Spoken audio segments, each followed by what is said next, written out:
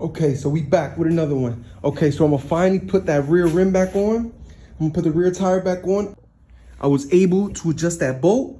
I got it. I put some anti-seize on both of those. And quick tip, this is something that a lot of people always forget, but always put some anti-seize on them adjuster bolts because they always rust up. They always, no matter what. Get a little bit of anti-seize is gonna go a long way.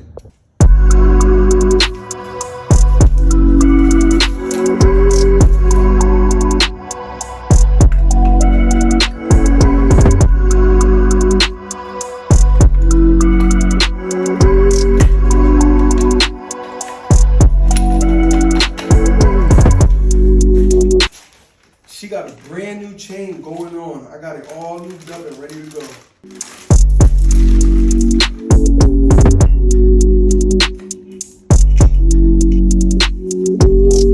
Okay, so I got the rear rim back on and the chain on, but I swore I bought the chain OEM just so it could be a straight on shot, straight fit, but I'm gonna have to break the chain.